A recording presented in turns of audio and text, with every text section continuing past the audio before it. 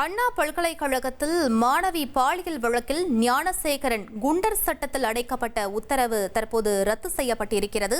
மேலும் விவரங்களை எமது செய்தியாளர் சுரேஷ் வழங்கிட கேட்கலாம். சுரேஷ், இந்த வழக்கின் பின்னணி என மேலும் விவரங்களை பதிவு பண்ணுங்க.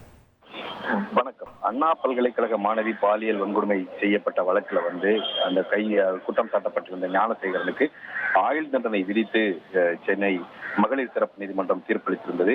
இந்த நிலையில ஏற்கனவே இவர் வன்கொடுமை வழக்குல கைது செய்யப்பட்ட போதே இவருக்கு எதிராக பல்வேறு வழக்குகள் நிலுவையில் இருந்த காரணத்தினால் அவரை குண்டர் தடுப்பு சட்டத்தின் கீழ் சிறையில் அடைக்க சென்னை மாநகர காவல் ஆணையர் உத்தரவிட்டிருந்தார். இந்த உத்தரவை ரத்து செய்ய வேண்டும் என்ற கோரிக்கையுடன் ஞானசேகரனின் தாய் கங்காதேவி சென்னை உயர்நீதிமன்றத்தில் மனு தாக்கல் செய்திருந்தார். இந்த மனு நீதிபதிகள் வேல்முருகன் மற்றும் ஜோதிராமன் அடங்கிய அமர்வில் விசாரணைக்கு வந்தது.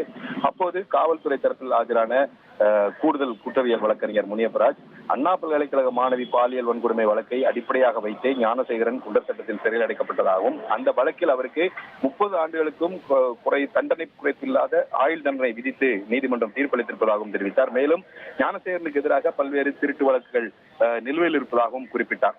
இதையடுத்து ஏற்கனவே அண்ணா பல்கலைக்கழக மாணவி பாலியல் வன்கொடுமை வழக்குல தண்டனை விதிக்கப்பட்டதால் அவரை குண்டர் தடுப்பு சட்டத்தில் சிறையில் அடைத்து பிறப்பித்த உத்தரவை ரத்து செய்வதாக நீதிபதிகள் உத்தரவிட்டிருக்கிறார்கள். விவரங்களுக்கு நன்றி சுரேஷ்.